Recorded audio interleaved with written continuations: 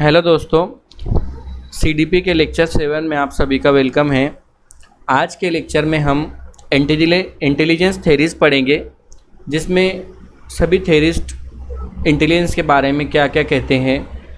साथ ही जो है तो उनके सभी टेबल्स भी देखेंगे और लास्ट में हम जो क्वेश्चंस है जो प्रीवियस ईयर में पूछे जा चुके हैं और उनके ऑप्शंस वगैरह सब हम डिटेल में डिस्कस करेंगे। चलते हैं हम फर्स्ट स्लाइड के ऊपर।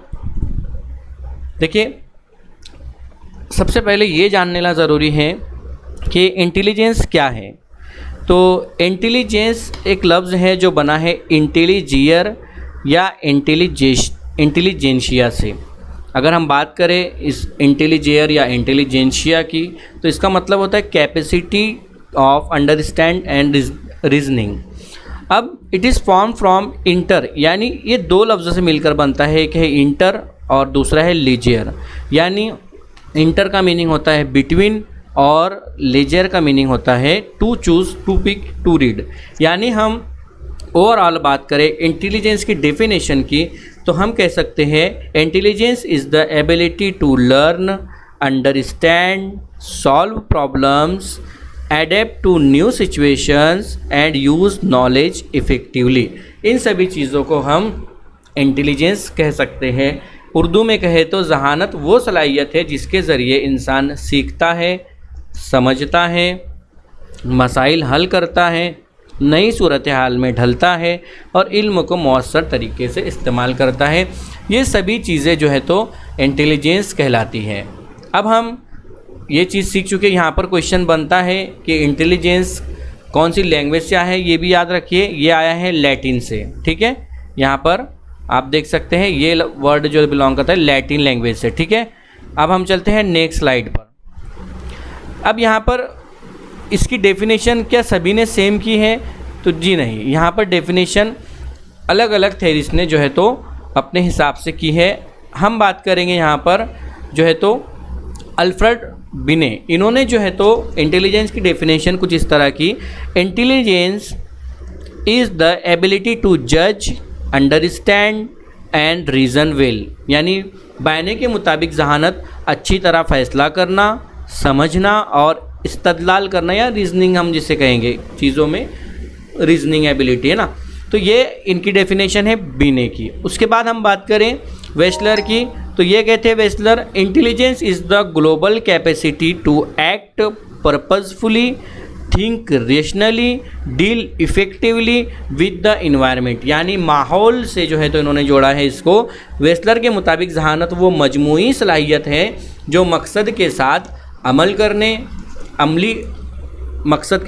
करने, अकली तौर पर सोचने और माहौल से मौसर अंदाज में निमटने में मदद देती है। तो ये दूसरी डेफिनेशन हो गई। और एक लास्ट है प्याजे, इन्होंने भी इसकी डेफिनेशन कही है, intelligence is adaptation to the environment. यानी प्याजे के मुताबिक जहानत जो है वो माहौल से मुताबिकत पैदा करने की सलाहियत, जो इन्वायरमेंट में बच्चा या हम रह रहे हैं वहाँ से हम उस माहौल में ढलना, यही इंटेलिजेंस उनके नज़र में है। लेकिन सबसे ज़्यादा अगर कोई डेफिनेशन को आज तक माना जाता है और जो सबसे बेस्ट डेफिनेशन है तो वो वेस्लर की डेफिनेशन है, इसीलिए उसे यहाँ पर अंडरलाइन से हाईलाइट किया गया है। ठीक है, बढ़ते हैं हम नेक्स्ट स्लाइड पर। अब यहाँ पर सर फ्रांसिस गैल्टन जो है, इन्होंने जहानत के बारे में क्या कहा, तो यहाँ पर हम जान लेते हैं। सर फ्रांसिस गैल्टन जो 1822 से 1911 तक जो है तो इनका पीरियड रहा, was the first to study intelligence scientifically. यानी इंटेलिजेंस पर फर्स्ट टाइम सबसे ज़्यादा कोई अगर साइंटिफिकली किसी ने सोचा तो वो है सर फ्रांसिस गैल्टन। और नीचे उनके बारे में, ही बिलीव्ड इंटेलिजेंस इज़ हेरिडिटरी। यानी अब इसमें यहाँ पर एक लफ्ज़ आएगा, यानी एक तो इन्होंने इसको मौरूसी कहा कि ये विरासती है इंटेलिजेंस। इन्हें फादर ऑफ यूजेनिक्स कहा जाता है। यूजेनिक्स क्या होता है ये जान लेना ज़रूरी है। यानी इनका कहना है कि इन्होंने जो मेथड लाया था यूजेनिक्स, तो इसके अंदर इनका कहना ये है कि जो है तो माँ बाप के ऊपर इन्होंने बहुत ज़्यादा फोकस किया इंटेलिजेंस को। माँ बाप अगर ज़हीन है तो जो है तो वहाँ पर बच्चे में वो विरासती तौर पर एक खुसूसियत आती है। जबकि इसको भी क्रिटिसाइज किया गया कई लोगों के ज़रिए। तो यूजेनिक्स में काफ़ी निगेटिव पहलू भी है, जिसमें आप डिटेल अगर इसका पढ़ेंगे, यूजेनिक्स के बारे में पढ़ेंगे तो आपको पता चल जाएगा। इसमें निगेटिव पहलू थे जहाँ पर ज़हीन लोगों को जो है तो इन्होंने कहा था कि जो टैलेंटेड लोग हैं, इंटेलिजेंस लोग हैं, यही जो है तो ज़्यादा बच्चे जो है तो पैदा करे, और जो कम ज़हन लोग हैं, जो अब बिलो एवरेज लेवल्स है, तो उन लोगों से जो है तो नस्लकशी नहीं कराई जाए। इस तरीके से इनका कोई एक नज़रिया था, और जिसे हम यूजेनिक्स ही कहेंगे। उसके बाद ही introduce the use of statistical method and correlation in psychology, father of psychometrics भी इन्हें कहा जाता है। तो आपको दोनों चीज़ें याद रखना है, फादर ऑफ यूजेनिक्स और फादर ऑफ साइकोमेट्रिक्स, ये दोनों भी सर फ्रांसिस गाल्टन को ही कहा जाता है। मेजरमेंट ऑफ इंटेलिजेंस, यानी साइकोमेट्रिक्स मुराद क्या होगा इससे, measurement of intelligence, stressed on heredity in the intelligence, often contrast with Binet who believed environment and education can improve intelligence, यानी बीने के नज़रिया से जो है तो ये कंट्रास्ट में है। ठीक है, अब यहाँ पर उर्दू में यहाँ पर आपको दिया गया है वही चीज़ है। सर फ्रांसिस गाल्टन जहानत का साइंसी मुतालिया करने वाले पहले माहिर है। उनका मानना था कि जहानत विरासती है। उन्होंने नफ्सियात में आधारी तरीके यानी स्टैटिस्टिकल मेथड्स और को रिलेशन यानी इर्तबात का इस्तेमाल किया। उनके काम ने साइकोमेट्रिक्स यानी जहानत की पैमाइश की बुनियाद रखी। अब इसमें आगे क्या डेवलपमेंट्स हुए, क्या चीज़ें आई, इसके बारे में हम डिस्कस करते हैं नेक्स्ट स्लाइड पर। अब देखिए, आपने इंटेलिजेंस क्वोशंट कहीं पर तो देखा होगा या नहीं देखा है, तो हम यहाँ पर इसको डिटेल में समझ लेते हैं। इंटेलिजेंस क्वोशंट यानी एक ऐसा फार्मूला जिसके मदद से हम जान सकते हैं बच्चे को कि वो बच्चा हाई आईक्यू लेवल का है या एवरेज है या बिलो है। अब इंटेलिजेंस यानी quotient is a numerical measure of a person's intelligence in comparison to other of the same age, यानी अगर हमें सेम एज के बच्चों में जानना है कौन सा बच्चा ज़्यादा ज़हीन है, कौन सा बच्चा कम है, कुंद ज़हन है, तो ये जानने के लिए हमारे पास एक फार्मूला मौजूद है। अब यहाँ पर देखिए, इससे पहले एक बात जान लीजिए, Alfred Binet developed the first intelligence test 1905 में जो है तो अल्फ्रेड बिनेट ने सबसे पहले इंटेलिजेंस टेस्ट किया to identify children needing special help in school. अब यहाँ पर इनके साथ कौन जुड़ा हुआ था, बिने के साथ साइमन है ना, तो इसे ये क्या नाम से जाना जाता है, बिने साइमन टेस्ट 1905, ये पूछ लेता है कभी भी। ठीक है, तो सबसे पहला इंटेलिजेंट टेस्ट अगर पूछे तो आप जवाब देंगे बिने साइमन टेस्ट 1905 में इन्होंने किया था। लेकिन अगर बात की जाए इंटेलिजेंट क्वोशंट किसने दिया, तो वो है विलियम स्टर्न।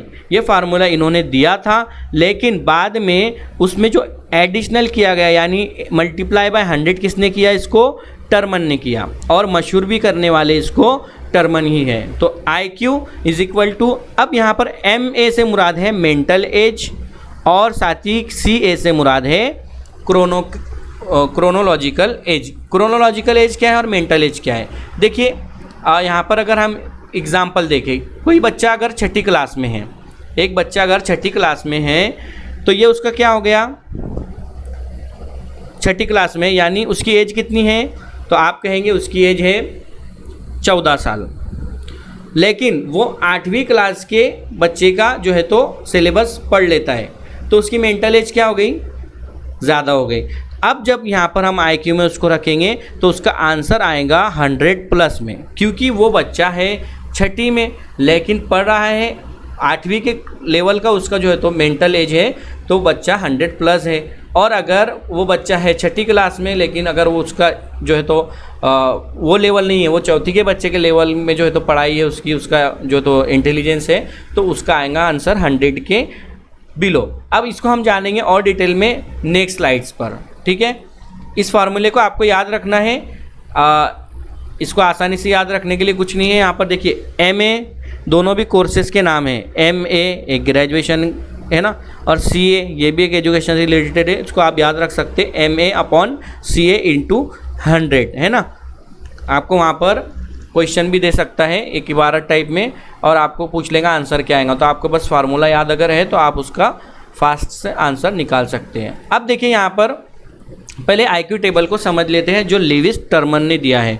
इसमें इन्होंने एक आईक्यू लेवल सेट किया है, आईक्यू लेवल इन्होंने यहाँ पर सेट किया है। उसमें देखिए सबसे पहले अगर हम देखें तो सबसे कम जो इंटेलिजेंस क्वेश्चन में अगर किसका आईक्यू है, यानी वो है इडियट आता है सबसे पहले, मतलब सबसे लोवेस्ट इडियट रहेगा, है ना। उसके बाद यहाँ पर ये वर्ड जो है बीच में के, ये बहुत ज़्यादा इम्पॉर्टेंट नहीं है, इसलिए मैंने जो है रेड में हाईलाइट जो किए हैं वो आपको ज़्यादा इंपॉर्टेंट है, वो याद रखना है। तो 90 से 109 यानी नॉर्मल और एवरेज, यानी जो बच्चा एवरेज है वो 90 से 109 उसका आईक्यू रहता है, ठीक है। और जो बच्चा इडियट है उसका आईक्यू रहेगा 0 से 24 तक, है ना। और जीनियस बच्चे का रहेगा 140 एंड अबो, यानी यहाँ पर 3 डेविएशन एक वर्ड आएगा आगे हम देखेंगे, 3 डेविएशन प्लस बच्चा जो रहता है उसे हम जीनियस कहते हैं, ठीक है। और उसके साथ ही साथ आप याद रख लीजिए जो है तो यानी ये टॉप के 5 याद रख लीजिए और ये लास्ट का याद रख लीजिए। यहाँ पर बिलो एवरेज में शायद एक ये याद रखिए, अबो एवरेज, बिलो एवरेज, नॉर्मल, और ऊपर जीनियस याद रखिए ना। सुपरियर वेरियस, सुपरियर पर भी कम क्वेश्चन बनते हैं, ठीक है। तो आपको ये टेबल को याद रखना है, 140 प्लस जीनियस, 90 से 109 एवरेज और इडियट 0 से 24 तक। इतना भी अगर आप याद रखते हैं तो बाकी आपको डिफरेंस याद रखना है, यहाँ पर डिफरेंस कितने का, यहाँ पर, इस तरीके से आप एग्जाम में आसानी से इसका आंसर कर सकते हैं। तो ये है लेविस टर्मन का आईक्यू टेबल और इसको आपको याद रखना ज़रूरी है क्योंकि यहाँ से ही क्वेश्चन बनते हैं। अब उसके बाद हम नेक्स्ट हमारा जो टॉपिक है वो है बेल कर्व। बेल कर्व क्या है?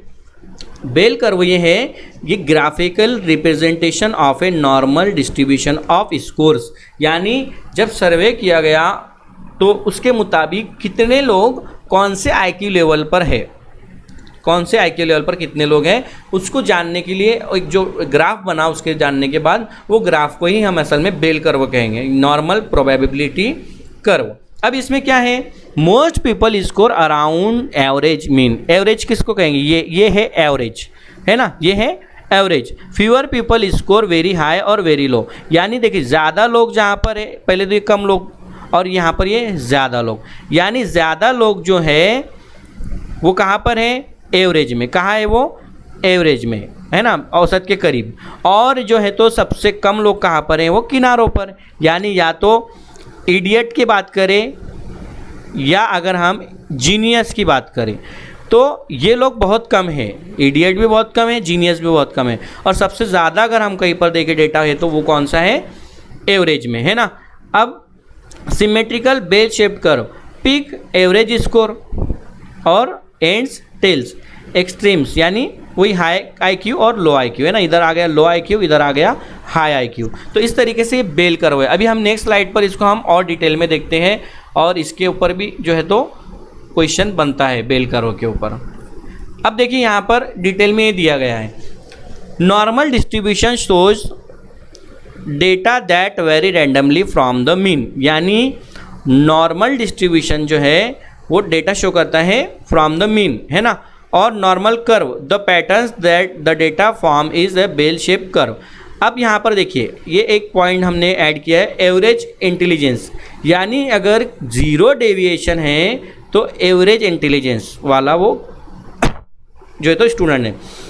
अब यहाँ पर 2 चीज़ें याद रखिए, ये चीज़ें 68% of the data fall with in 1 standard deviation of the mean, यानी ये जो 1 डेविएशन है ये 68% जो पूरे जो तो पीपल है अगर बात करें तो वो यहाँ से बिलोंग करते हैं 1 डेविएशन के अंदर में, चाहे वो -1 हो या +1 हो, इसके बीच से ही बिलोंग करते हैं 68% पॉपुलेशन। और बात करें 2 डेविएशन की तो 95% लोग यहाँ से बिलोंग करते हैं। बच गया अगर 5% तो वो या तो इडियट में आएंगे एकदम लो आईक्यू में, या हाई आईक्यू यानी जीनियस में आएंगे। तो इस तरीके से ये टेबल हमें डेटा शो करता है और हम इसे ही बेल कर्व कहते हैं। और ये किसने लाया था, तो ये लाया था किसने, रेंजुली, है ना, रेंजुली है ना बेल कर्व, उनका नाम यहाँ पर, ठीक है, सॉरी बेल कर्व जो है तो रेंजुली का नहीं है, रेंजुली का नेक्स्ट टॉपिक है। तो बेल कर्व जो है तो हमने समझ लिए। अब उसके बाद रेंजुली का है 3 रिंग कॉन्सेप्शन। बेल कर्व असल में बेल का ही जो है तो वहाँ पर हमें डेटा बताया गया है। अब यहाँ पर रेंजुली थ्री रिंग कॉन्सेप्शन को समझते हैं। रेंजुली थ्री रिंग कॉन्सेप्शन क्या है? आपने एक लफ्ज़ सुना होगा, God gifted student, God gifted children. ये कौन होते हैं? गॉड गिफ्टेड चिल्ड्रन कौन होते हैं? देखिए, higher ability, higher commitment, higher creativity, तीनों चीज़ें जिनमें पाई जाएंगी, ऐसे ही बच्चे जो है तो गॉड गिफ्टेड माने जाते हैं। और ये कौन होते हैं? इनका क्या क्या लेवल होता है? ये 3 डेविएशन प्लस होते हैं, 3 डेविएशन प्लस। अब इनको याद कैसे करना है? तो आप याद रखिए ACC, ACC एक सेमेट है, सेमेट यानी मजबूत। तो जो बच्चा में ACC है यानी ability higher, ability, commitment, creativity तीनों हाई है, वो बच्चा मजबूत है, बहुत मजबूत है उसका जहन, यानी वो गॉड गिफ्टेड है।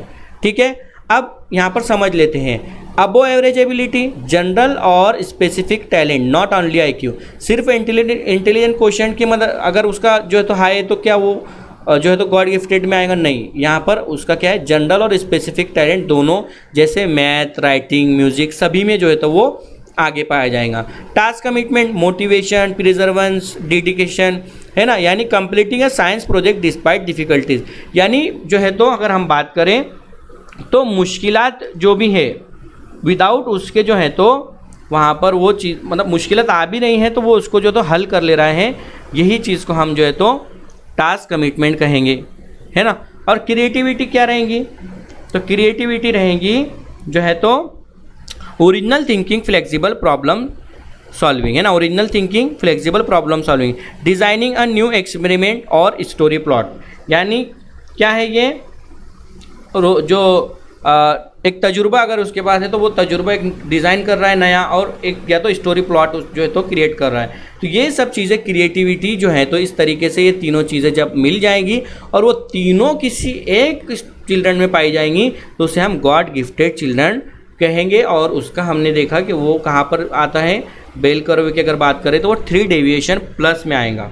ठीक है, तो ये हमने जो है तो ट्रायर्किक रेंजुली की 3 रिंग कॉन्सेप्शन है ना समझ लिए। ठीक है, चलते हैं हम नेक्स्ट स्लाइड।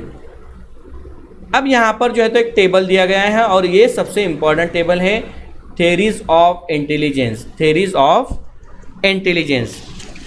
इसको समझ लेते हैं, थेरीज ऑफ इंटेलिजेंस क्या है।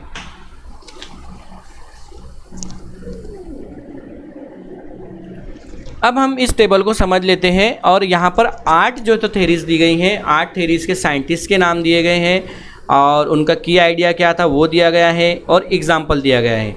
हम इन्हें डिटेल में स्लाइड्स पर समझेंगे। आपको ये शॉर्ट नोट्स के लिए जो है तो एक टेबल दिया गया है ताकि एग्जाम में आप रिवीजन आसानी से करके जा सके।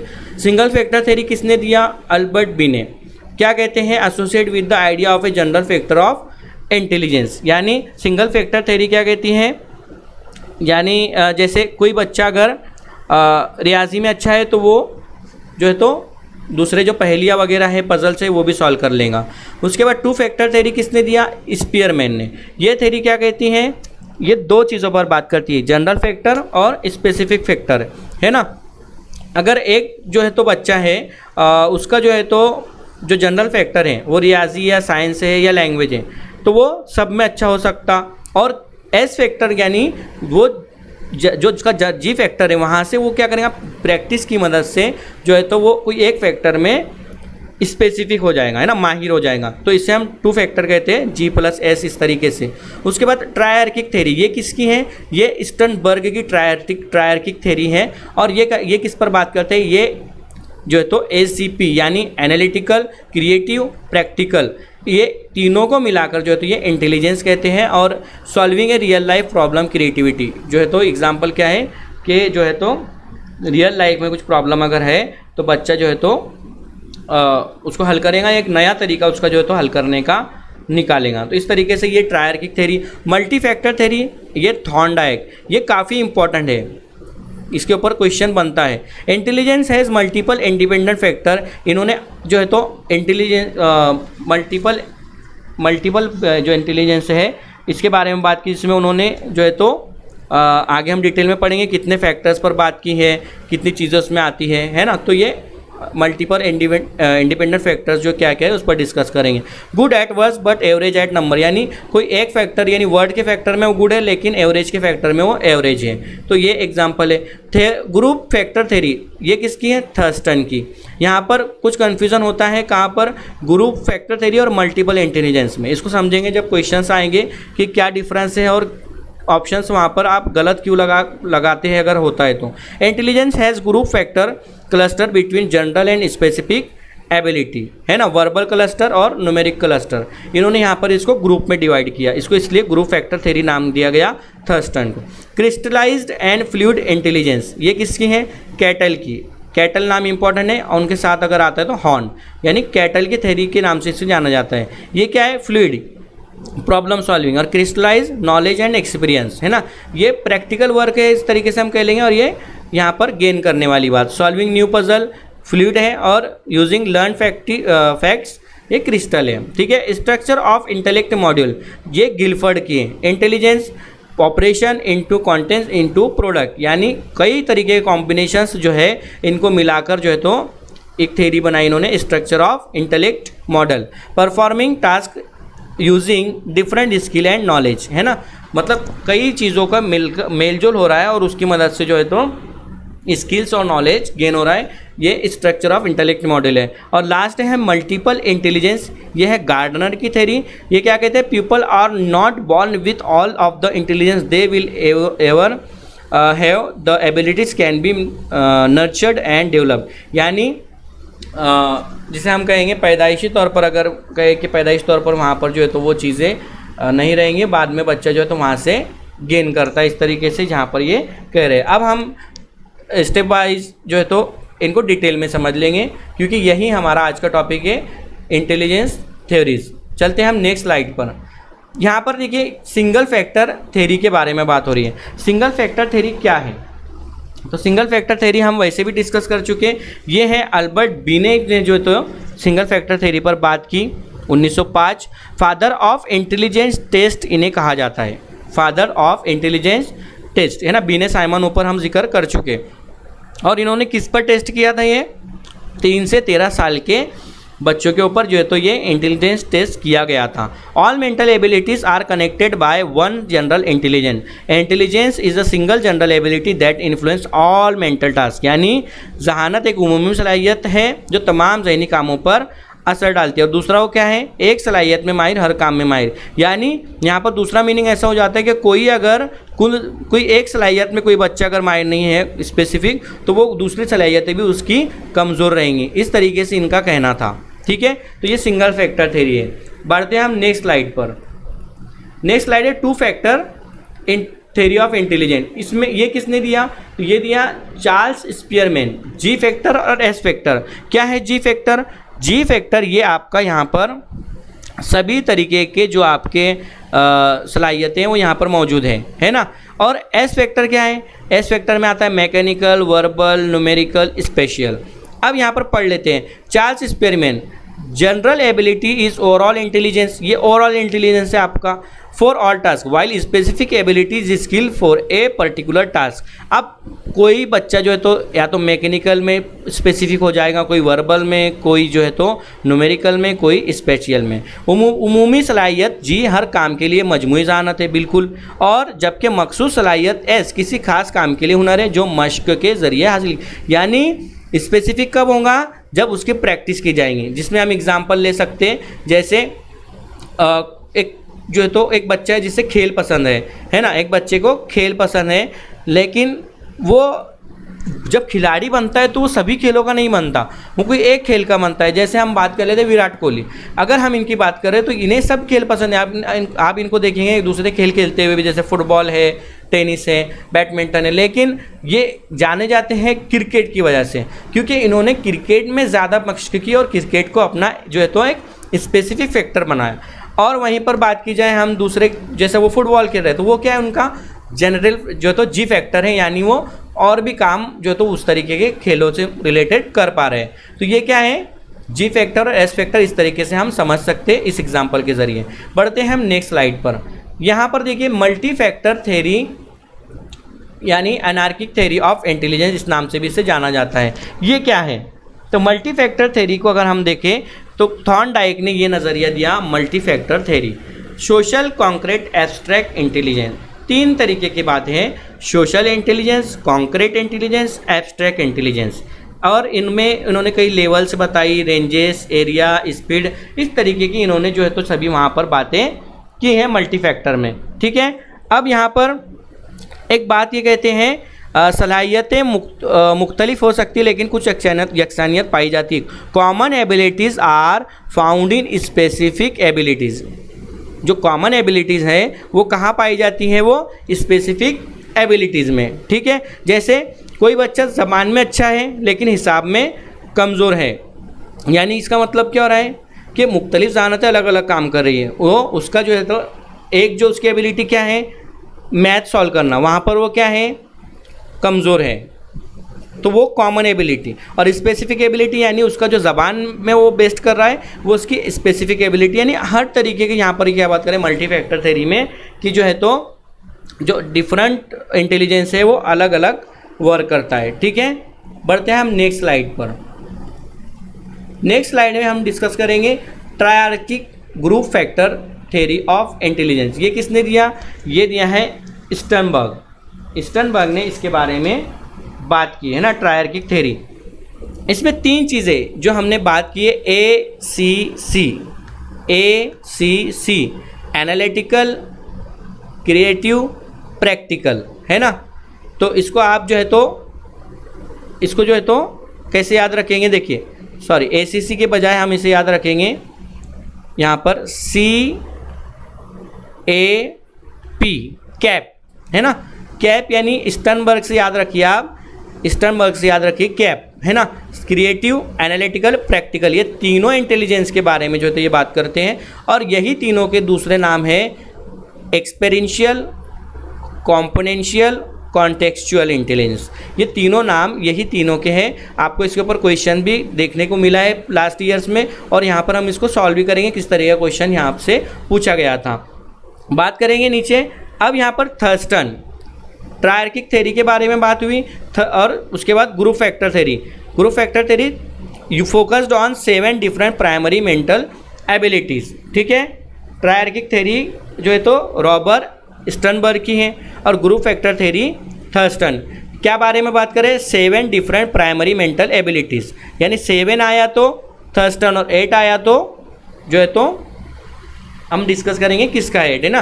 पहले 7 के बारे में समझ लेते हैं। वर्बल कॉम्प्रिहेंशन कौन कौन सी, देखिए verbal comprehension, reasoning, perceptual speed, numeric ability, word fluency, associative memory, spatial visualisation, ये 7 चीज़ों के बारे में जो है तो थर्स्टन ने ग्रुप फैक्टर थ्योरी जो है तो इंटेलिजेंस की पेश की।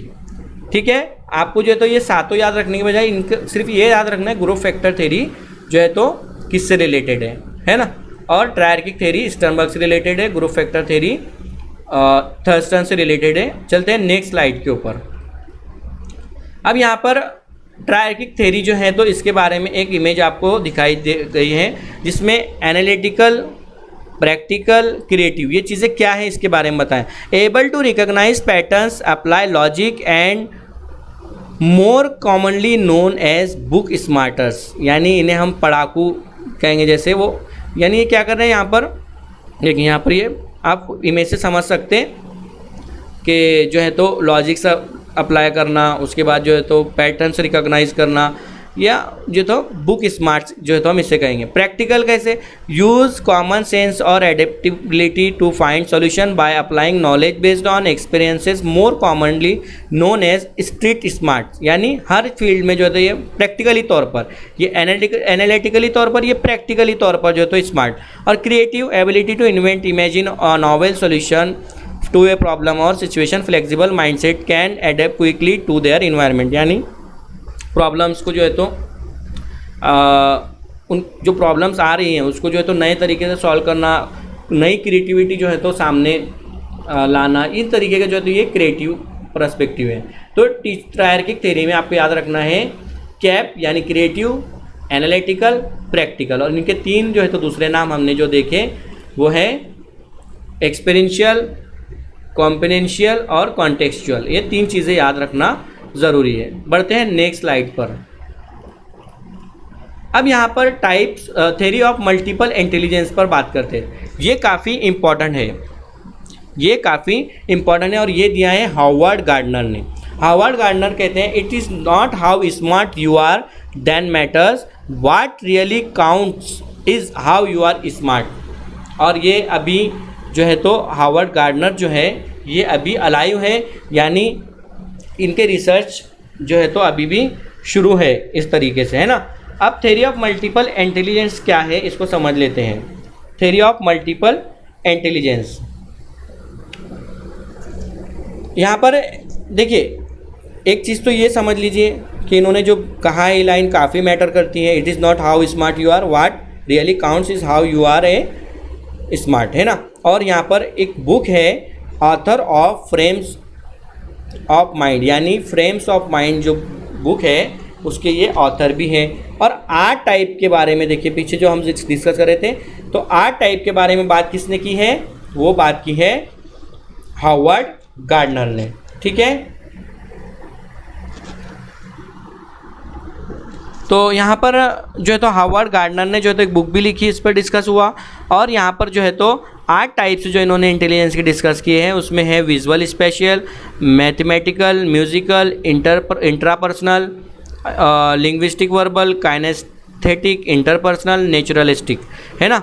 और इनको क्रिटिसाइज भी किया गया क्योंकि जो है तो इनके पास कोई जो तो टेस्ट एक नहीं था, पैमाना नहीं था, जिसकी वजह से इनको क्रिटिसाइज़ किया गया।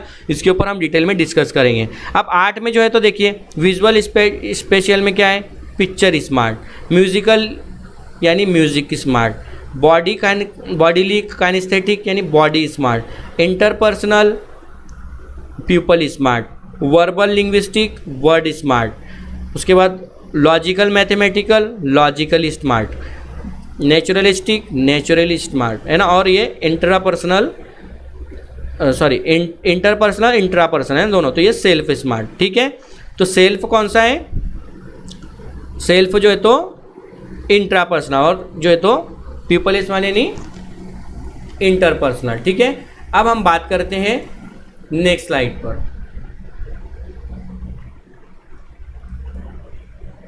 देखिए अब यहाँ पर 8 चीज़ों को यहाँ पर और दोबारा आपको तस्वीर की मदद से भी समझाया गया है ना। यहाँ पर देखिए ये क्या कर रहे हैं, यहाँ पर ये एक अपनी जो थिंकिंग है इसको जो है तो ये विजुअली तौर पर जो तो इसका इजहार कर रहा है। लिंग्विस्टिक वर्बल ये जो है तो वर्ड्स में जो है तो आगे रहेंगे। इंटरपर्सनल यानी यहाँ पर देखिए इंटरपर्सनल में क्या है, सामने जो है तो कोई बैठा है उससे बात करें, यानी पीपल के बारे में जो हमने डिस्कस किया लास्ट टाइम। और इंट्रापर्सनल खुद में जो है तो जो है इंटेलिजेंट। लॉजिकल मैथमेटिकल जाहिर सी बात है, मैथमेटिकल जो स्किल्स है, इंजीनियरिंग है, इस फील्ड के जो है माहिर है। उसके बाद म्यूज़िकल, म्यूज़िक से रिलेटेड, म्यूज़िक में दिलचस्पी। बॉडीली काइनेस्थेटिक जो फिज़िकल ग्रोथ पर ज़्यादा उनका फोकस है। और नेचुरलिस्टिक यानी जिनको नेचर से ज़्यादा दिलचस्पी है। इस तरीके से 8 इंटेलिजेंस की टाइप्स पर जो तो बात की है जो तो हार्वर्ड गार्डनर ने, ठीक है। बढ़ते हैं नेक्स्ट स्लाइड पर। Crystal and fluid intelligence and 3D module, इस तरीके से यहाँ पर हमारा जो है तो ये बात किसके ऊपर करता है ये देखते हैं। अब यहाँ पर फ्लूइड एंड क्रिस्टल इंटेलिजेंस ये किसने दिया, तो ये है दिया जो है तो रेमंड बी कैटल ने, रेमंड बी कैटल। और हॉर्न भी यहाँ इनसे जुड़े हुए हैं जो इनके साथ माविन के तौर पर काम कर रहे थे। Fluid intelligence spontaneous decision making, यहाँ पर फ्लूइड इंटेलिजेंस यानी जो फ़ौरन जो प्रॉब्लम है वहाँ पर स्पॉन्टेनियस उसी वक्ती तो फौरी तौर पर जो है तो डिसीजन मेकिंग। उसके बाद हेरिडिटी यानी ये और क्या बात करते हैं, विरासती तौर पर जो है तो ये चीज़ें जो तो रहेंगी। डिक्रीज आफ्टर एडल्टहुड यानी इसमें कमी देखने को मिलेंगी एडल्टहुड के बाद, है ना। New task learning ability to reason, new task सीखने की जो है तो यहाँ पर बच्चे में उसमें ख्वाहिश रहेंगी। एबिलिटी टू रीज़न यानी वही तार्किक क्षमता जिसे हम कहेंगे, है ना। क्रिस्टलाइज्ड इंटेलिजेंट, अब यहाँ पर हम बात करेंगे क्रिस्टलाइज्ड इंटेलिजेंस। क्रिस्टलाइज्ड इंटेलिजेंस जो है तो ये डिपेंड्स ऑन लर्न थिंग्स यानी जो चीज़ें सीखी हुई हैं उसके ऊपर बात करता है। कीप इंक्रीजिंग, ये हमेशा बढ़ता रहता है। बेस्ड ऑन फैक्ट्स, ये दोनों चीज़ें आपको समझना है कि फ्लूइड इंटेलिजेंस क्या है और क्रिस्टलाइज इंटेलिजेंस क्या है ना। तो ये दोनों चीज़ें जो है तो इसके बारे में बात की है कैटल ने। और उसके साथ ही साथ हम डिस्कस कर लेते हैं 3D मॉड्यूल, यानी क्यूब कैसा रहता है, एक 3D मॉड्यूल रहता है। तो उसी तरीके से आप याद रखिए, इन्होंने क्यूब का कहा किसने, जॉय पॉल गिलफर्ड। इन्होंने 3D मॉड्यूल या SOI मॉड्यूल के बारे में बात की, ऑपरेशन, कंटेंट एंड प्रोडक्ट। इस तरीके से यहाँ पर देखिए, अब कंटेंट में क्या क्या दिया है, visual, auditory, symbolic, symmetric, behaviour, ये क्या है सब कंटेंट। प्रोडक्ट्स में क्या है, units, classes, relations, systems, transformation, implication, ये क्या है प्रोडक्ट्स। और ऑपरेशन में क्या है, evaluation, conversion production, diversion production, memory retention, memory recording और कॉग्निशन, ये सब चीज़ें क्या है जो है तो ऑपरेशन। तो ये तीनों चीज़ें एक क्यूब की मदद से जिसने गिलफर्ड ने जो दिया है 3D मॉड्यूल या SOI इंटेलिजेंस मॉडल थेरी है ना। इस तरीके से आप जो है तो ये थेरीज को याद कर सकते हैं। बढ़ते हैं हम नेक्स्ट स्लाइड पर। अब यहाँ पर हमारे क्वेश्चन स्टार्ट होते हैं, आज के लेक्चर्स के मदद से हम इनको सॉल्व करेंगे। पहला क्वेश्चन है, we all differ in terms of और intelligent, motivation, interest etcetera, this principle refers to. इसका क्या आंसर हो सकता है, यानी हम सब जो है तो जो हमारा मोटिवेशन है, हमारा इंटरेस्ट है, ये सब मुख्तलिफ होता है। तो ये कौन सी थेरी, कौन सी चीज़ को जो है तो रेफ़र करता है। तो देखिए यहाँ पर जो है तो थेरीज ऑफ इंटेलिजेंस, ये तो काफ़ी मुख्तलिफ है। थेरीज ऑफ इंटेलिजेंस ऐसी कोई बात नहीं करता। हेरिडिटी, क्या हेरिडिटी इसके बारे में बात करता है, ये ज़ानत कैसे काम करती है उसके बारे में बात करते हैं। तो ये हमारा ऑप्शन नहीं रहेगा, क्योंकि हमको क्या पूछ रहा है कि हम सब मुख्तलिफ है इंटेलिजेंस, मोटिवेशन, इंटरेस्ट, इस तरीके की चीज़ों में। तो ये हमारा पहला ऑप्शन उस बारे में बात नहीं करता। बी ऑप्शन क्या है, हेरिडिटी, तो ये क्या है, ये मौरूसी खुसूसियत, ये फ़र्क के बारे में बात नहीं कर रहा है। ये ऑप्शन फ़र्क के बारे में बात नहीं कर रहा है। तीसरा ऑप्शन है इन्वायरमेंट। इन्वायरमेंट क्या है, इन्वायरमेंट जो है तो एक रीज़न है, एक चीज़ है जो है तो असरअंदाज होती है इन चीज़ों के ऊपर, लेकिन जो है तो ये इंडिविजुअल डिफरेंस नहीं है। इन्वायरमेंट इंडिविजुअल डिफरेंस ही सही है, जो बेस्ट ऑप्शन है। क्या जो तो ये क्या, ये सब चीज़ें क्या है, किसको जाहिर करती है, इंडिविजुअल डिफरेंस को जाहिर करती हैं। जो हम मुख्तलिफ हैं इंटेलिजेंस में, मोटिवेशन में, इंटरेस्ट में, तो ये सब चीज़ें जो है तो किसको जाहिर करती हैं, ये इंडिविजुअल डिफरेंस को जाहिर करती है। ठीक है, तो ये हमारा पहले क्वेश्चन का आंसर हो गया डी। बढ़ते हैं नेक्स्ट क्वेश्चन पर। इस क्वेश्चन में है, which of the following skill is associated with emotional intelligence. कौन सी चीज़ इमोशनल इंटेलिजेंस से एसोसिएट है। देखिए एक लफ्ज़ यहाँ पर इमोशनल दिया हुआ है, इसका हम मानी लफ्ज़ कौन सा है यही देख लिया अगर तो हम काफ़ी है। मेमोराइजिंग नहीं है, इन्वेसिजिंग नहीं है, मोटर प्रोसेसिंग नहीं। एम्पैथी एक लफ्ज़ आता है, एम्पैथी यानी जज्बाती, एम्पैथी है ना। तो ये इमोशनल, एम्पैथी ये हम मानी अल्फाज है, और इसके लिए जो है तो एम्पैथाइजिंग ये बेस्ट, ये जो स्किल है ये इमोशनल इंटेलिजेंस से एसोसिएटेड है या रिलेटेड है ना। अब हम समझ लेते हैं मेमोराइजिंग क्या है, तो ये याददाश्त के मुतालिक है। ठीक है, इन्वेस्टिगिंग क्या है, ये एक ख्याली या तसव्वुराती तौर पर जो है तो बात करता है ना, इमोशनल के बारे में बात नहीं करेगा। मोटर प्रोसेसिंग यानी जिस्मानी हरकत जो है तो जो भी है उनका कंट्रोल के बारे में, या जो भी फिजिकली तौर पर ये बात करता है, मोटर प्रोसेसिंग। तो एम्पैथाइजिंग ये सही ऑप्शन है, क्वेश्चन नंबर 2 का ऑप्शन डी करेक्ट। ठीक है, बढ़ते हैं नेक्स्ट क्वेश्चन की तरफ। Question number 3, intelligence attains its maximum level at the age of, यानी इंटेलिजेंस जो है तो हायर लेवल पर किस एज में होता है, यहाँ पर ये पूछ रहा है। अब यहाँ पर बहुत से लोग कहेंगे कि ज़्यादा तजुर्बाकार लोग अगर है तो वो ज़्यादा इंटेलिजेंट होते हैं, ऐसा नहीं है। यहाँ पर बात इंटेलिजेंट की लेवल की कह रहा है, मैक्सिमम लेवल की। तो सही ऑप्शन है 15 to 16 ईयर्स जो है, ये जो है तो जब तहकीकात की गई यहाँ, जब इसके ऊपर सर्वे किया गया तो उसके मुताबिक पाया गया कि 15 से 16 साल की जो उम्र है तो यहाँ पर इंटेलिजेंस लेवल जो है तो हाई होता है, उरूज के ऊपर होता है, उसके बाद जो है तो यहाँ से वो डाउन होना शुरू हो जाता है। ठीक है, इंटेलिजेंस लेवल। तो यहाँ पर आपको ऑप्शन याद रखना है 15 to 16 ईयर्स। ठीक है, बढ़ते हैं नेक्स्ट क्वेश्चन की तरफ। नेक्स्ट क्वेश्चन है the following 3 aspects of intelligence are dealt by Sternberg's triarchic theory. इसमें से कौन सी चीज़ उसमें नहीं है? तो देखिए, हमने आपको यहाँ पर याद रखने के लिए देखिए एक चीज़ याद रखिए। एक चीज़ है, हमने वहाँ पर देखे कैप है ना, स्टर्नबर्ग की कैप। अब उसको किस तरीके से याद रखना है? तो उसके साथ आपको 3 और वर्ड जोड़ लीजिए, ECC।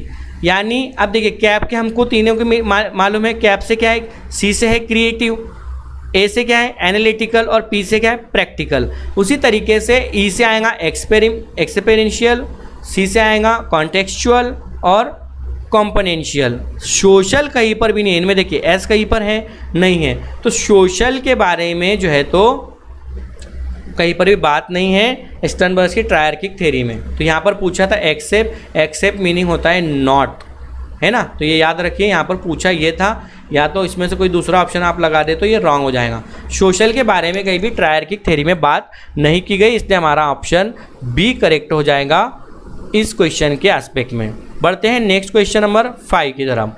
Which of this does not imply practical intelligence in the triarchic theory. दोबारा ट्रायर्किक थ्योरी के ऊपर क्वेश्चन है, और देखिए ये क्वेश्चन जो है तो पूछे गए हैं, चाहे वो देखिए चौथा क्वेश्चन 2013 में पूछा गया है, उसके बाद जो है तो हम नेक्स्ट जो है 5th क्वेश्चन 2015 में पूछा गया है, उसके बारे में डिस्कस कर रहे हैं। क्या पूछ रहा है यहाँ पर? प्रैक्टिकल इंटेलिजेंस को कौन सी जो है तो थ्योरी जो है तो कौन सी चीज़ जाहिर नहीं करती, है ना। Which of this does not imply practical intelligence in the triarchic theory. तो अब यहाँ पर क्या ऑप्शन हमारा सही होगा? Reshaping of the environment. क्या ऐसी कोई बात जो है तो यहाँ पर की गई है? रीशेपिंग ऑफ द इन्वायरमेंट, ऐसी कोई बात इस थ्योरी में की गई है। उसके बाद दूसरा ऑप्शन है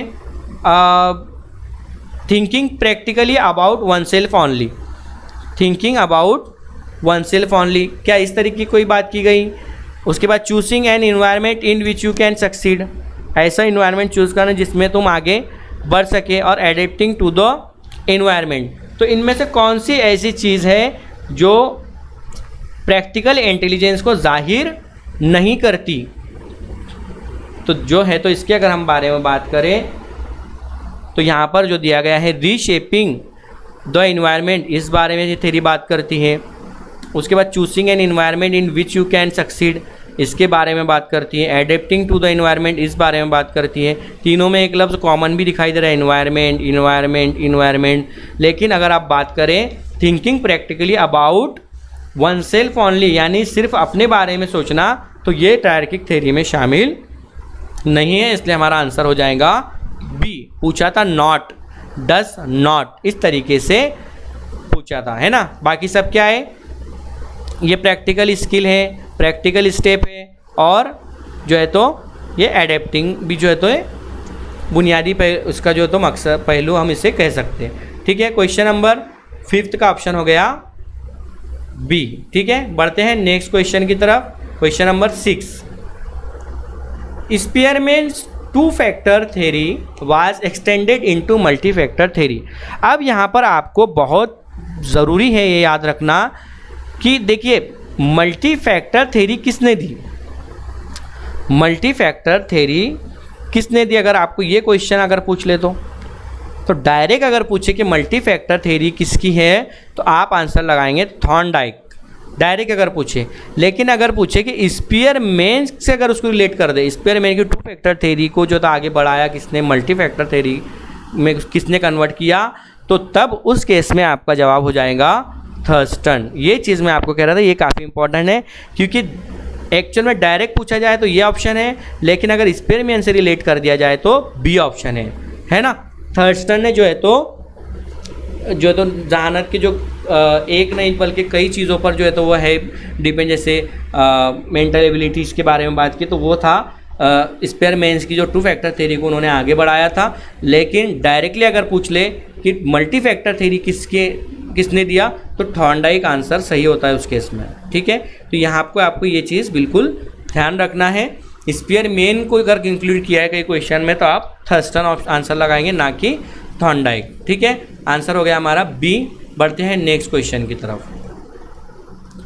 इस क्वेश्चन में क्या कह रहा है, Howard Gardner's theory of multiple intelligence emphasises,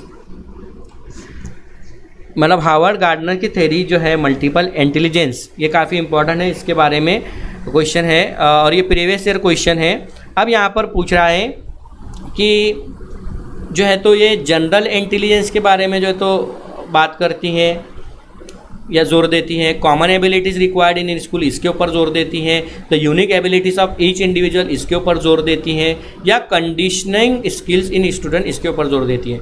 तो हावर्ड गार्डनर की जो थ्योरी है वो जोर देती है the unique abilities of each individual, यानी सी।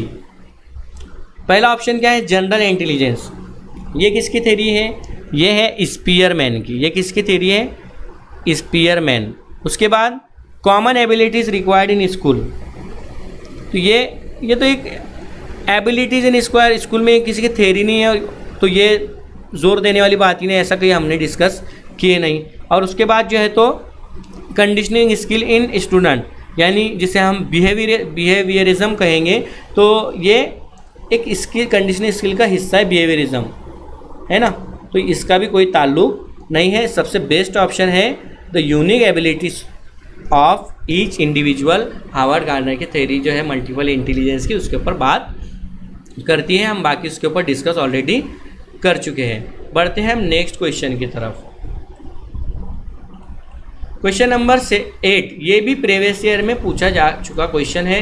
कह रहा है theory of multiple intelligence implies the following except, यानी नहीं पूछ रहा है, इस बात को बिल्कुल ध्यान में रखिए, नहीं पूछ रहा है। और क्या क्वेश्चन है, theory of multiple intelligence implies the following, यानी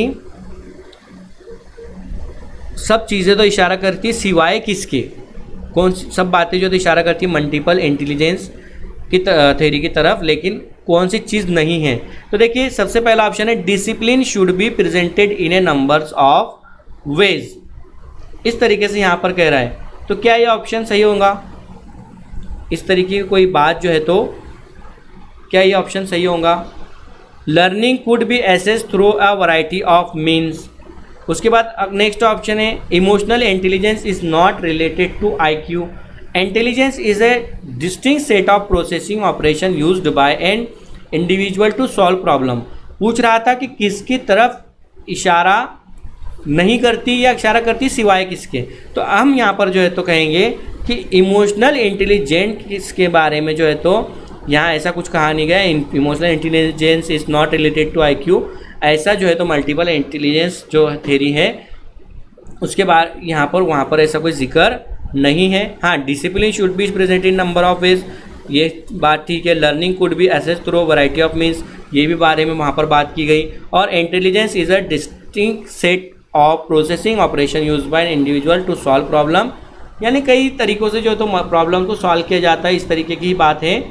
ठीक है, और यहाँ पर वो 8 चीज़ें जो हैं जो हम यहाँ पर आंसर कर रहे हैं, तो उसमें इमोशनल का ही पन है। जैसे उसमें क्या क्या है 8 चीज़ों में, लिंग्विस्टिक है, म्यूज़िकल है, उसके बाद लॉजिकल मैथमेटिक्स है, उसके बाद स्पेटियल है, उसके बाद बॉडीली है, नेचुरलिस्टिक है, इंटरपर्सनल और इंट्रापर्सनल। तो हमने ये 8 चीज़ें वहाँ पर लेक्चर में पीछे डिस्कस किए, उसमें इमोशनल कहीं पर भी नहीं आया। इसके लिए हम सी ऑप्शन जो है तो यहाँ पर करेक्ट है कि वो उसके बारे में जो है तो जोर नहीं देते। ठीक है, question number 9, a teacher makes use of a variety of task to cater to the different learning style of हर learner, she is influenced by, यानी जो टीचर है वो अलग अलग तरीक़ों से जो है तो बच्चों को जो है तो सिखा रहा है। अब वो किससे मुतासिर है, मतलब कौन से थेरिस्ट से, कौन से जो तो थिंकर से वो मुतासिर है। तो अब यहाँ पर हम बात करें कोहलबर्ग मोरल डेवलपमेंट थ्योरी, क्या इससे वो मुतासिर है।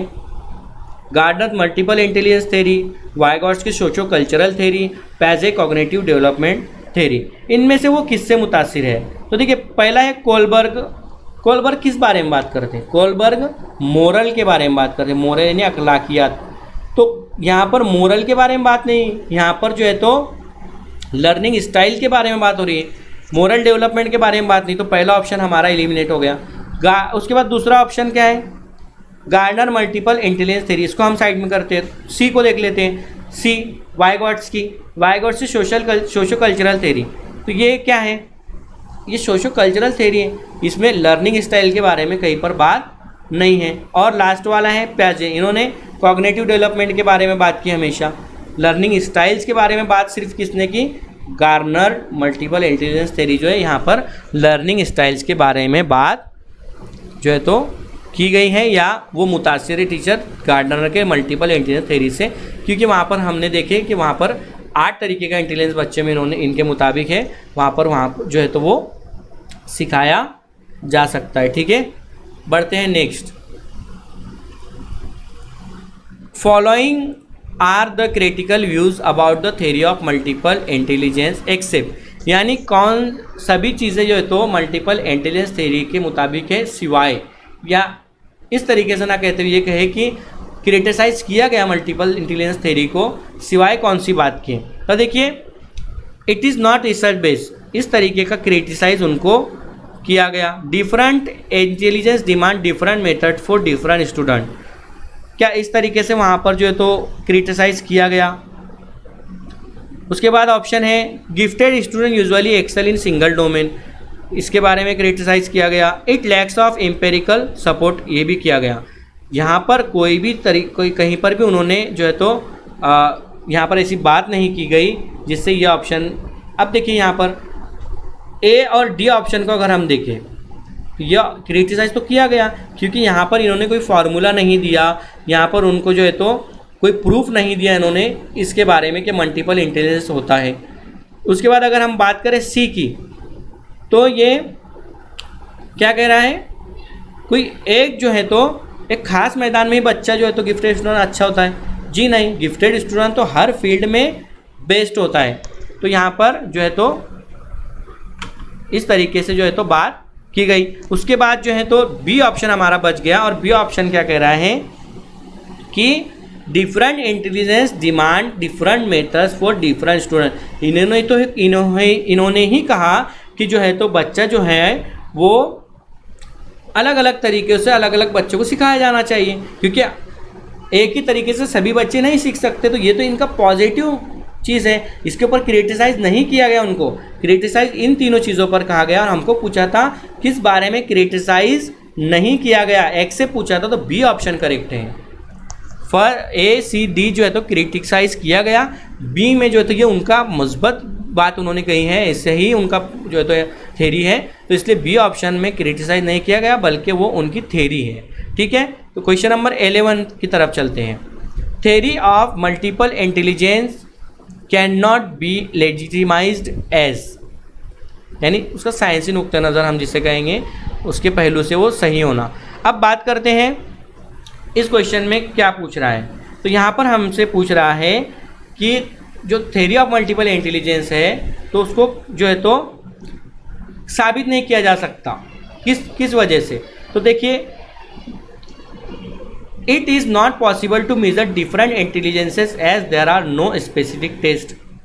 क्या यहाँ पर जो है तो पहला ऑप्शन कह रहा है कि जो है तो it is not possible to measure different intelligence as there are no specific test, इसके लिए कोई स्पेसिफिक टेस्ट नहीं, इसके लिए पॉसिबल नहीं है मेजर करना इंटेलिजेंस को। बी ऑप्शन कह रहा है does not place equal importance on all 7 intelligence. ठीक है, उसके बाद बी में क्या कह रहा है, बी में कह रहा है, एक मिनट, बी में कह रहा है does not place equal importance on all 7 intelligence, है ना। तो सबको अहम अगर कहने की बात है, सब इक्वल, सब तरीके का जो तो इक्वल है इंटेलिजेंस, तो ये किसने कहा था, ये गार्डनर ने कहा था। ठीक है, गार्डनर। ठीक है, उसके बाद is based only on sound empirical studies done by Abraham Maslow through out his life. तो इसका तो ये नज़रिए से कोई ताल्लुक है ही नहीं, मल्टीपल इंटेलिजेंस से अब्राहम मैस्लो का कोई ताल्लुक नहीं है। It is not compatible with general intelligence, g which is most important. अब यहाँ पर पूछ क्या रहा है, पैमाइश के बारे में जो है तो बात है, और यहाँ पर क्या कह रहा है, कॉम्पेटिबल विद जनरल इंटेलिजेंस, यानी ये पैमाइश से रिलेटेड बात ही नहीं कह रहा है, ये कॉम्पेटिबल विद जनरल इंटेलिजेंस इस तरीके से कह रहा है। तो यहाँ पर it is possible to measure different intelligence as there are no specific test. ये जो है तो ये नज़रिया जो है तो एक मिनट, हाँ, ये नज़रिया जो है तो यहाँ पर साबित नहीं किया जा सकता। ठीक है, तो हमारा क्वेश्चन नंबर 11 का सही आंसर क्या हो गया, ए, यानी theory of multiple intelligence can not be legitimised as it, यानी उसको सही साबित क्यों नहीं किया जा सकता, क्योंकि वहाँ पर उन्होंने कोई फार्मूलाज नहीं दिए जिसकी मदद से वो उन्होंने जो थ्योरी दी उसको सही साबित किया जा सके। ठीक है, बढ़ते हैं नेक्स्ट क्वेश्चन नंबर 12 की तरफ। Gardner's multiple theory of intelligence suggest that, Gardner की जो मल्टीपल इंटेलिजेंस थ्योरी है वो सजेस्ट करती है क्या, teacher should use multiple intelligence as framework for devising alternative ways to teach the subject matter. दूसरा ऑप्शन कह रहा है ability to destiny and does not change over a period of time. C है every child should be taught every subject in 8 different ways in order to develop all of intelligence. और D कह रहा है intelligence is solely determined by IQ test. B में कह रहा है कि जो जहानत है उसको तरक्की दी जा सकती है, ability to destiny and does not change. अब यहाँ पर कह रहे हैं डज नॉट चेंज, जहानत को तरक्की नहीं दी जा सकती एक मखसूस वक्त के बाद, तो ऐसा नहीं है, यहाँ पर जो है तो उसको जहानत को तरक्की दी जा सकती है। सी ऑप्शन क्या है, every child should be taught every subject in 8 different, यानी हर बच्चे को every child taught every subject in 8 different way, यानी हर बच्चे को जो तो अगर कुछ पढ़ाना है, कुछ सिखाना है, तो हर बच्चे को तो 8 तरीके से पढ़ाना पड़ेगा, ऐसा भी इन्होंने नहीं कहा। Intelligence is solely determined by IQ test, क्या इंटेलिजेंस जो है इसको सिर्फ IQ जो है इंटेलिजेंट क्वेश्चन है उसकी बुनियाद पर जो है तो हम उसको डिटरमाइन कर सकते, इससे ही उसका टेस्ट हो जाएगा, नहीं। इन्होंने जो तो क्या कहा, इन्होंने कहा teacher should use multiple intelligence as a framework for devising alternative ways to teach the subject matter. यानी अगर हर देखिए सभी बच्चों को एक ही वे से नहीं पढ़ाया जा सकता, हर बच्चों को अलग अलग इंडिविजुअल वे से जो है तो उनको जो है तो हमें पढ़ाना चाहिए डिफरेंट वेज से। तो ये बात जो है तो गार्डनर ने अपनी मल्टीपल इंटेलिजेंस थ्योरी में की है, तो ए ऑप्शन हमारा करेक्ट होगा। बाकी दूसरे हमने देखे कि वो निगेटिव है, जिसमें कहीं पर जो है तो जहानत की तरक्की को आगे नहीं बढ़ सकती इस तरीके से कहा जा रहा है, कहीं पर हर चीज़ को जो तो 8 तरीक़ों से पढ़ाया जाना चाहिए हर बच्चे को, ये कह रहा है, वो भी गलत है। और जहानत को जो तो IQ टेस्ट की मदद से ही डिटरमाइन किया जाएगा, ऐसा भी कहीं नहीं कहा गया है ना। Question number 13, the theory of multiple intelligence says that, ये 2018 में पूछा गया क्वेश्चन है और पूछ रहा है the theory of multiple intelligence says, यानी मल्टीपल इंटेलिजेंस थ्योरी क्या कहती है।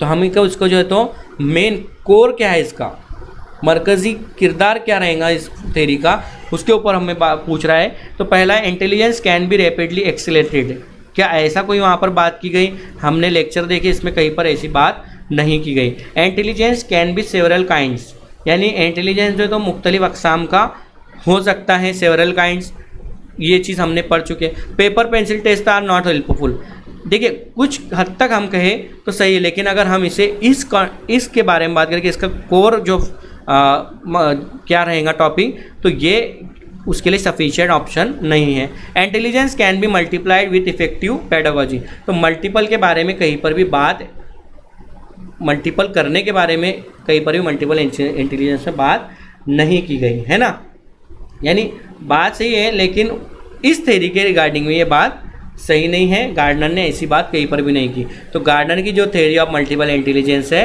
उसके मुताबिक अगर हम कहें तो intelligence can be several kind, यानी जहानत जो तो मुख्तलिफ अक़साम की हो सकती है। ठीक है, क्वेश्चन नंबर 13 2018 में पूछा गया क्वेश्चन है, इंपॉर्टेंट है, क्वेश्चन यहाँ से बन सकता है। Question number 14, the term G factor given by experiment refers to, सबसे आसान, जनरल एबिलिटीज़, इसके बारे में हम पढ़ चुके, जनरल एबिलिटीज़। ठीक है, ग्रुप फैक्टर के बारे में नहीं मतलब G फैक्टर का मतलब अगर हम देखें क्या है, रेफर के लिए करें तो ग्रुप फैक्टर नहीं है, जनरेशन फैक्टर भी नहीं, जनरल स्ट्रेंथ भी नहीं, जनरल एबिलिटीज जो है तो इसका जो है तो सही आंसर है। और जो है तो ग्रुप फैक्टर जो है, ग्रुप फैक्टर ये किसकी थ्योरी है? तो ये थ्योरी है थर्स्टन की। ग्रुप फैक्टर किसकी थ्योरी है? थर्स्टन की, है ना। तो ये दोनों रिलेटेड भी हम ये देख चुके हैं। उसके बाद जो है तो दूसरा ऑप्शन है जनरेशन फैक्टर, ऐसी कोई थ्योरी है ही नहीं। उसके बाद लास्ट है जनरल स्ट्रेंथ, ये जो एक सेंटेंस टाइप में है, इसका कोई यहाँ पर क्वेश्चन से ताल्लुक नहीं है ना।